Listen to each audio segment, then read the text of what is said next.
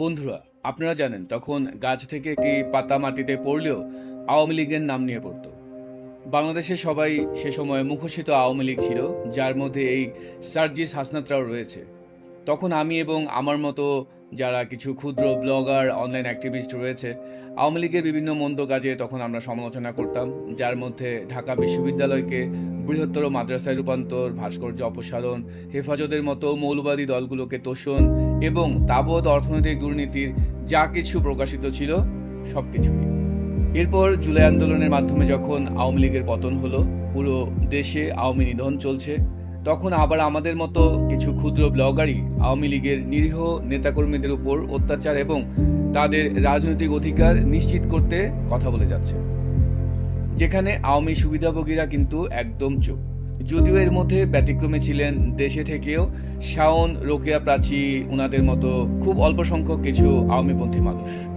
এমনকি ওসমান হাদির মতো একজন স্বাধীনতা বিরোধী চক্রের অন্যতম আইকনিক চরিত্র, যিনি শাহ মা হাদি নামে অধিক পরিচিত, তার মরদেহ যখন জাতীয় কবি কাজী নজরুলের পাশে কবরস্থ করা হয়েছিল, সেদিন পুরো বাংলাদেশের মানুষ চুপ থাকলেও সম্ভবত আমি একজন ছিলাম যে তার প্রতিবাদ জানিয়েছিলাম। দেখুন, একটি ভুল সিদ্ধান্ত দুটি ইতিহাসকে একসাথে আঘাত করেছে। ওসমান হাদিকে জাতীয় কবি কাজী নজরুল ইসলামের পাশে সমাহিত করা অনেকের চোখে সম্মানের হলেও ইতিহাসের দৃষ্টিতে কিন্তু এটি একটি গুরুতর মারাত্মক ভুল। কাজী নজরুল ইসলাম কোনো সাধারণ মানুষ নন, তিনি একটি জাতির প্রতীক, একটি সময়, একটি বিদ্রোহ, একটি চেতনা, একটি কাব্যের মহাসাগর। জাতির প্রতীকের পাশে কাউকে শুইয়ে দেওয়া সম্মান নয়, বরং এতে ইতিহাসের ভারসাম্য নষ্ট হয়। এতে করে তাকে তো সম্মানিত করা হলোই না, বড় করা হলোই না, বরং দুটো ইতিহাসই সমানভাবে ক্ষতিগ্রস্ত হলো। সবচেয়ে নির্মম সত্যটা হলো, আজ হোক, কাল হোক বা 100 বছর পরে হোক, একদিন এখান থেকে হাদির কবর সরিয়ে ফেলা হবে। আই রিপিট, একদিন এখান থেকে হাদির কবর সরিয়ে ফেলা হবে। এই ভিডিওটির ভিউ সাধারণ হলেও হাদিকে কবরস্থ করার ছবি সম্বলিত আমার একটি লেখাসহ পোস্ট তখন ভাইরাল হয়, যার ভিউ হয় প্রায় 22 মিলিয়ন। ফলাফল, জামায়াত এনসিপির বট বাহিনীর আক্রমণের কারণে আমার মূল আইডিটি প্রথমবারের মতো ফেসবুক সাসপেন্ড করে দেয়। সেবার আইডিটি ফিরিয়ে দিলেও এবার ভারতের ভিসা সংক্রান্ত আরেকটি ভাইরাল পোস্ট বট বাহিনীর আক্রমণের শিকার হলে আবারও ফেসবুক আমার আইডি সাসপেন্ড করে, যা এখন পর্যন্ত ফিরিয়ে দেয়নি। কেন এতদিন পর আমি আপনাদেরকে এই কথাগুলো বলছি তার শেষাংশে যাওয়ার আগে আমি শেখ হাসিনার সম্প্রতি দেওয়া পুরো বিশ্বে আলোচিত বক্তব্য সম্পর্কে অল্প কিছু কথা বলতে চাই। তার বক্তব্যের মধ্যে আমার কি ভালো লেগেছে আর কি ভালো লাগেনি দুটাই বলছি। ভালো লাগেনি সেটা হচ্ছে যে ভারতীয় একজন সাংবাদিকের প্রশ্ন ছিল শেখ হাসিনার বিরুদ্ধে যে সকল অভিযোগ উঠেছে সে বিষয়ে তিনি রিগ্রেট ফিল করেন কিনা বা অনুতপ্ত কিনা। প্রশ্নের উত্তরে ওনার পক্ষ হয়ে সজীব অজয় জয় বলেন, পুলিশ হত্যা সহ তাদের দলের অসংখ্য নেতাকর্মী হত্যার জন্য তো কেউ অনুতপ্ত নন, বরং ইন্ডেমনিটি করে অপরাধীদের দায়মুক্তি দেওয়া হয়েছে। শাস্তি হলে তো উভয় পক্ষেরই হওয়া উচিত, একপাক্ষিক নয়।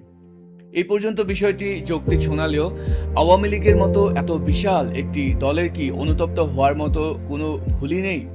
এমন দাম্ভিকতায় পূর্ণ রাজনীতি থেকে আওয়ামী লীগের অবশ্যই বেরিয়ে আসা উচিত বলে আমি মনে করি। আর ভালো লাগা ছিল দেশের মানুষের প্রতি তার বিশ্বাস, ভালোবাসা, দায়বদ্ধতা এবং দেশে ফিরে আসার বিষয়ে দৃঢ়চিত্তে নিজের ইচ্ছার কথা পুনর্ব্যক্ত করার বিষয়টি। এবার যে প্রসঙ্গে কথা বলতে শুরু করেছিলাম তার শেষাংশে যাচ্ছি। হাওয়া যখন ঘুরতে শুরু করে তখন পাল সেদিকেই তুলতে হয়, আর এই কাজে কিছু মানুষ খুবই পারদর্শী, যারা এতদিন ফেসবুকে চুপ ছিল, একটি শব্দেও কোনো অন্যায়ের প্রতিবাদ জানায়নি, তারাও দেখছি এখন শেখ হাসিনার ফিরে আসার বিষয়ে নিশ্চিত হয়ে বেশ আহ্লাদিত হচ্ছেন, কনফিডেন্স ফিরে পেয়েছেন, হয়তো তারা আবার সুযোগ নিতে চাচ্ছেন। তাদের প্রতি আমার কথা পরিষ্কার, ভাই, আপনারা যদি আবারও আওয়ামী লীগের রাজনীতি করতে চান তাহলে কথা বলেন তখনও যখন আপনার দলটি বিপদে, কথা বলেন তখনও যখন আপনি চুপ থেকে শুধুই নিজের নিরাপত্তা নিশ্চিত করছেন, কিন্তু আপনার সহকর্মীর জীবন বিপন্ন হচ্ছে সে বিষয়ে আপনি নির্বিকার থাকছেন। ডিসেম্বরে হোক বা জানুয়ারিতে শেখ হাসিনা এদেশে ফিরবেন, আওয়ামী লীগ এদেশে ফিরবেই, এটা প্রতিটা মানুষই জানে।